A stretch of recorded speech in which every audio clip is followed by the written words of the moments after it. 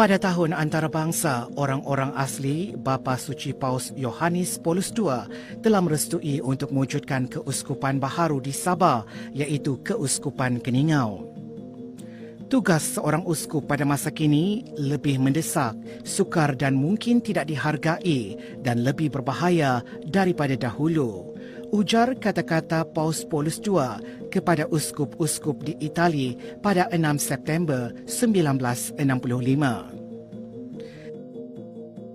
Namun demikian, kita bersyukur kerana Uskup Datuk Cornelius Piong berani berkata ya kepada Bapa Suci dan dengan slogan kebahagiaan adalah kekitaan, maka terciptalah ia sejarah penubuhan keuskupan kedua di Sabah pada 6 Mei 1993. Pada awal pembentukan Keuskupan Keningau hanya mempunyai Paroki Saint Teresa Tambunan, Paroki Salib Kudus Tobo, Paroki Saint Anthony Tenem, Paroki Saint Valentine Beaufort, Paroki Saint Peter Bundu Kuala Penyu, Paroki Saint Patrick Membakut, Mission Tulit dan Pensiangan yang kini disebut Paroki Roh Kudus Suk dan yang terakhir Paroki Katedral Saint Francis Xavier Keningau yang juga merupakan pusat kepada Keuskupan Keningau. Paroki KSFX yang pada ketika itu hanya mempunyai 15,499 bilangan umat Katolik dan hanya mempunyai seorang padri, 34 katekis dan 33 outstasi berdepan dengan pelbagai cabaran. Pada ketika itu, pengurusi penganjur Ida Undan berkata, "Ini adalah sejarah bagi kita. Kejadian ini pasti kekal dalam ingatan kita selama-lamanya." Dalam misi mendapatkan tapak Mission Keningau pada masa tersebut, beberapa orang padri kerap melawat Keningau dan berjumpa dengan beberapa tokoh berpengaruh pada ketika itu seperti Encik Anthony Undan. Peristiwa ini tercatat pada sekitar tahun 1932 hingga 1938. Dalam lawatan demi lawatan Min Senior Rector bersama Father Sin yang berusaha untuk mendapatkan tapak Mission Keningau telah melantik Father Stodicher sebagai padri tetap Mission Keningau yang pertama. Titik hitam bermula sekitar tahun 1940 apabila kerajaan negeri tidak membenarkan Mission Katolik untuk memasuki kawasan Bingkur dan daerah Pensiangan kerana kedua daerah tersebut adalah daerah Native Reserve. Dalam tahun yang sama, semasa tentera Jepun menawan Sabah, 9 orang padri dari Teller, Austria ditangkap, termasuk 3 orang pelajar. Salah seorangnya adalah Father Wecker. Menurut sumber, mereka dipenjara dan seterusnya dibunuh. Kejadian terjadi di Sapong Tenem oleh tentera Jepun. Namun sehingga sekarang, lokasi sebenar pembunuhan tidak dapat dipastikan.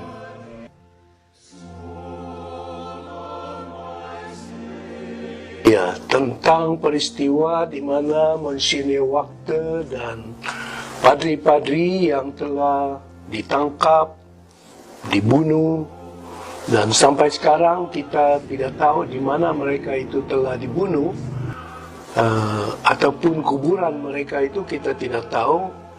Ini satu hal yang menyedihkan kerana sepatutnya lebih awal gereja kita mengambil tindakanlah sesudah mereka itu dibunuh, sekurang-kurangnya bertanya kepada orang-orang yang ada pada waktu itu, kerana pada masa ini memang sukar sekali bagi kita untuk mencari dan memang tidak ada lagi orang-orang yang masih hidup.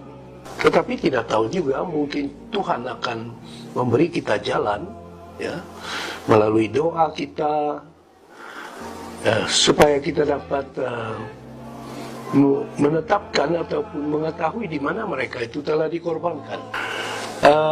Sebenarnya tentang Monsinyur Waktu, saya sejak waktu kecil selalu mendengar tentang beliau. Kerana Monsinyur Waktu itu bukan juga selalu, tetapi Kuala Penyu atau Bundu Kuala Penyu dalam tahun 40-an, beliau telah mengunjungi beberapa kali tempat itu dan saya punya ibu bapa dan lebih-lebih grandparents, mereka itu sangat mengenal dia. Sehingga tahun 1948 apabila Father Connolly dan Father Smith melawat Keningau sehingga misen Keningau dapat dipulihkan kembali. Semangat kesatuan itu sudah mula lahir sejak dahulu apabila Father A. Green dilantik menjadi rektor. Hasil kegigihan mereka dan para umat, sebuah bangunan sekolah rendah didirikan. Dalam tahun itu juga, sekolah tersebut telah mula menerima lebih 100 orang murid dan pada hari Krismas tahun yang sama, seramai 119 orang menerima sakramen pengakuan dan komuniti pertama. Dan dari permulaan misen sehingga tahun 1959, seramai 1,556 orang dibaptis dan ini bukti dan sejarah yang tercatat bahawa kemajuan yang hebat di tahun 1950-an. Meskipun demikian, gereja lama di Keningau masih bertapak di rumah kediaman para padri. Beberapa kali pernah diubah suai dan diselenggara dan pada tahun 1976 ianya dirobohkan. Namun 9 bulan kemudian, bangunan gereja baharu telah siap dan diberkati pada 6 Disember 1976. Maka pada 24 Disember 1976, di mana tempat kita berada ketika ini, iaitu Gereja St. Francis Xavier Keningau, digunakan buat pertama kalinya. Sejak 1980-an, Katedral St. Francis, khususnya Keuskupan Keningau, terus berkembang dan syukur puji Tuhan kerana ia telah memanggil seorang padri untuk diangkat menjadi uskup di Keuskupan Keningau. Ya Tuhan, ini aku, utuslah aku.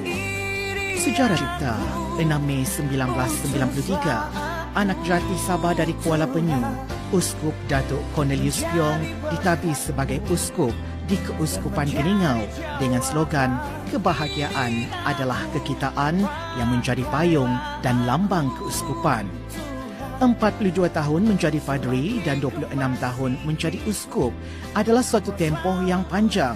Namun, beliau berkata, lebih 40 tahun melayani di ladang Tuhan tetapi terasa seperti baru semalam. Kalau kita lihat apa yang telah kita alami sepanjang perjalanan, memang banyak juga cabaran-cabaran, tetapi oleh kerana Tuhan yang kita kenal adalah Tuhan yang mengasihi, Tuhan yang menyertai dan menyelamatkan, maka saya percaya dan yakin itulah memampukan kita berjalan bersama sehingga ke saat ini. Bapa Uskup percaya dengan misi yang jelas, umat pasti akan menerima dan berjalan bersama. Dan kini, misi kita adalah umat Allah berjalan bersama dalam kesatuan, kesetiaan dan kekudusan Yesus Kristus. Apabila dirangkumkan semuanya, misi kita adalah kesatuan dan berpusat kepada Kristus sahaja. Bapa Uskup pernah berkata, jika kita tidak meletakkan Yesus Kristus pertama-tama dalam hidup kita, ianya adalah seperti kematian, yakni kematian rohani.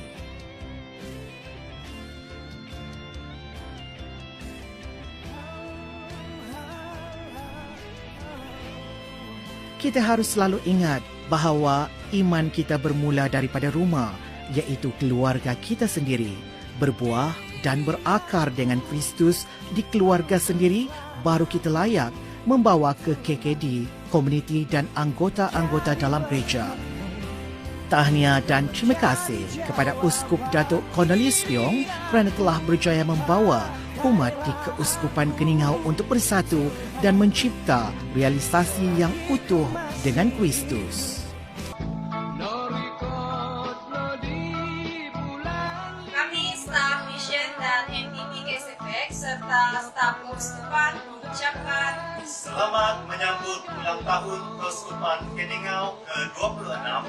Ulang tahun ke-26 penghabisan Yang Mulia Bapak Uskup menjadi Uskup dan Pesta Keamatan 2019. kepada Yang Mulia Bapak Uskup Datuk Cornelius Piong dan semua umat Kota Piang Tandau Tagayod Keamatan.